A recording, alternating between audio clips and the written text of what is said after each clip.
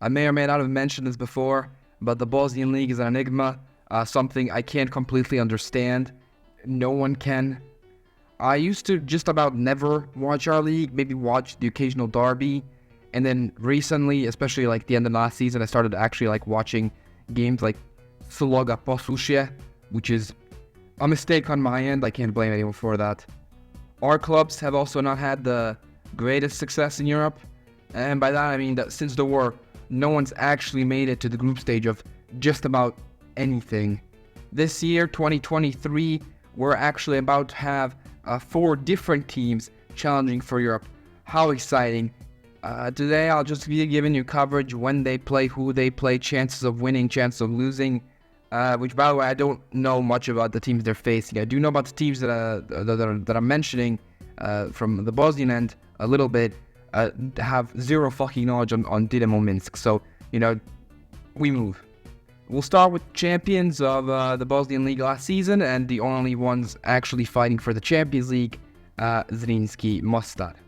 Hey, you there? You see the stat? This stat is very depressing.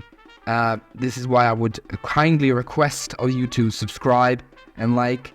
If you do ever regret your decision, too bad. You can never unsubscribe. You are contractually obliged to stay subscribed, and should you actually press that button, you have 5 minutes to live as I planted C4 under your desk. Now, they'll be playing against a team called Uratu from Armenia, who also won their league respectively, which is, like I said, I know nothing about this team, which is cool. You might be wondering to yourself, why didn't you do any research? The simple answer is I don't really care and I can't be asked. Also, the name Uratu sounds like a horrible Naruto OC that you'd find on Tumblr 2014, but anyways. I feel like Zrinjski should have their number here, and honestly, if they don't, it's gonna be long for them in other competitions. From what I'm aware, unless FIFA or UEFA have changed their rules drastically, if they fuck up in the Champions League, they drop out the Europa League, and if they fuck up there, they drop out Conference League. Fuck up there, they drop down. They're just gone. Actually, you don't really have anywhere to go. Zrinjski's star man is probably gonna be Nemanja Bilbija, who is also probably the best player in the league, which it sounds like a good compliment, but it isn't much of a compliment when I could shove my fucking Nana center back and she'd do a better job than most center backs at Sarajevo. To tie this all up for you, for the ones who don't want to listen, which is the most of you, TLDR, Zrinjski will probably win this. I'm backing them here. I'd be surprised if they lost, is all I'm going to say. Now, next up, we have Borac Banja Luka, who finished second in their league. And obviously, most of you watching this will probably not like Borac for, I think, good reason.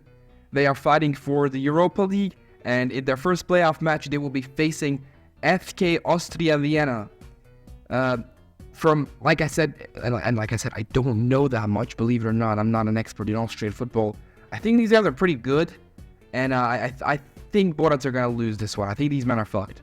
Big man thing, yeah? It's not looking good, bruv. It's not looking good. Borac, like I said, fighting for Conference League, meaning that, like, should they fuck this up on the first try, they've got nothing left for them, which isn't, a great feeling, I'm sure, but, I mean, it is what it is. However, can they make it? Yes. However, do I believe that they will? No. Then you've got the 2 clubs from Sarajevo. We're going to start off with Zeljeznicar because they finished. But what's wrong with me? Why do I keep saying with an accent? I'll start with Zeljeznicar first because they actually finished high in the league. They will be facing Dynamo Minsk, which is a team from Belarus. What do I know about Dynamo Minsk? About fucking nothing. I use it as an example for knowing nothing about the clubs I'm talking about here. Dynamo Minsk is definitely one of those that I know nothing about. I think they're decent. I don't fucking know, man. Listen, I'm expecting Zeljeznicar to win this one because I'm from Sarajevo.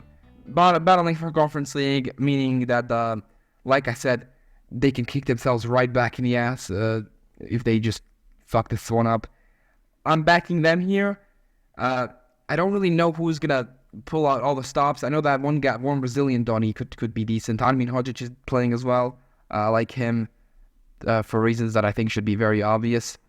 And yeah, then comes the boys in the Claret, FK Sarajevo, who will face FC Torpedo Kutaisi themselves.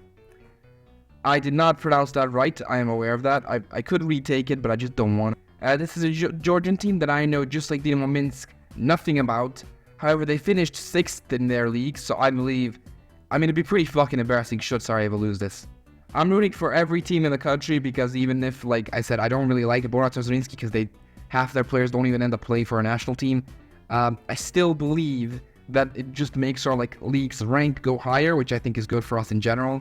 So I'm backing Sarajevo here. I'm backing every team. I'm going to back Sarajevo Giants, which are the hardest. Maybe I'll go to one of their games. Probably not, though. If you want more info on any of this stuff, most of these games are being played around the 13th, if I'm not mistaken. I could give you the exact date, but I'm afraid of pushbacks, and I don't want the studio to be relevant, so you can just go check them out on SofaScore, FootMob, or OneFootball if they decide to sponsor. That's about all I've got for you today. If you did enjoy this video, you know the drill. Like, subscribe. The stat was very lame, cringe. And yeah, we'll be I'll hopefully be seeing you soon.